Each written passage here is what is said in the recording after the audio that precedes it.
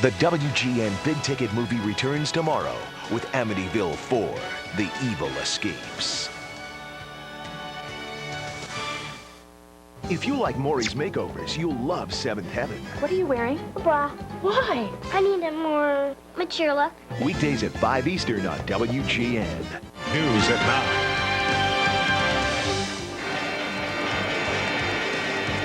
A major rally on Wall Street and an historic day for the NASDAQ.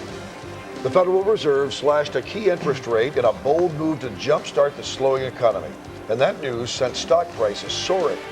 Good evening, I'm Steve Sanders. And I'm Allison Payne. Here's what's new at 9. The Federal Reserve Board cut the interest rate by 0.5 point. That is the interest that banks charge each other. The rate went from 6.5% down to 6%.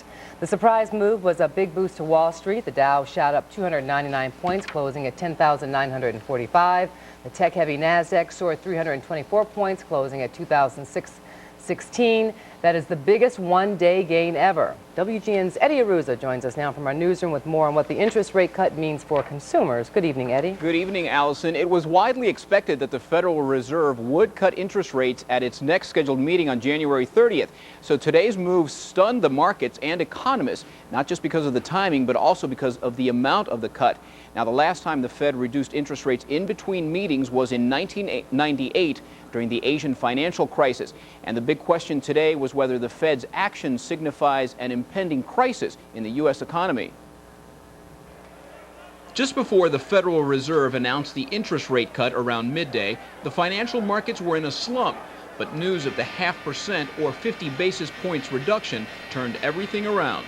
I think a lot of people thought there'd be an intra-meeting cut in rates, but not 50 basis points. So the 50 basis points, I think, knocked everybody off their socks. Federal Reserve says it took the surprising step in reaction to weak retail sales and factory production, low consumer confidence, and high energy prices. The risk is that people are going to read it as if the economy is weaker than it is, but that's not the message they're trying to send. The interest rate drop could help to bring down mortgage rates, which already are at a 2-year low.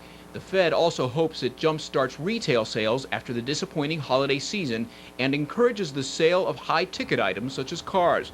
One analyst feels the Fed was also acting in anticipation of some expected bad news coming out later this week. They know the employment report is going to be so bad Friday that they had to do something to stem off the decline or deterioration in consumer confidence. President-elect Bush, attending an economic conference in Austin, praised the move by the Fed, but said when he takes office, he will also act to stimulate the slowing economy. When I get sworn in as president, I intend to take another bold step, and that is to ask the Congress to work with us to enact tax reform and tax reductions. But economists feel that Federal Reserve Chairman Alan Greenspan may have been sending a not-so-subtle message to the incoming administration. By doing what he did today, not only did he send a message to President Bush saying, we can take care of the economy, thank you very much, you don't need a tax cut to do it, think of Fed-friendly moves like debt reduction. There's also another subtle message sent, and it was that, listen, I might have been blamed for the first Bush recession, but I won't be blamed for another.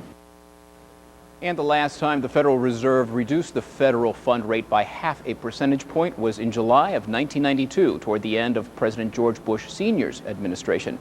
In the newsroom, Eddie Aruza, WGN News. All right, Eddie, thank you. Some analysts believe the Fed will make even more interest rate cuts in the months to come. Well, the interest rate cut in the stock market won't provide any relief for heating bills, at least not yet. In fact, tonight, NICOR says its rates are going up. NICOR says for the month of January, it's raising the price of natural gas to 95 cents per therm. That is the unit of measurement used for gas heat. In December, the price was 70 cents. That's an average increase of 35%. NICOR cites the unusually cold weather among the reasons for the increase. Over the weekend, Peoples Energy also announced a rate hike. The Citizens Utility Board says homeowners could see their heating bills go up on average $200 compared to last year. The bills that we're going to be seeing this month are going to be absolutely astronomical. These are going to be higher bills than I think anyone has ever gotten before in their lifetimes.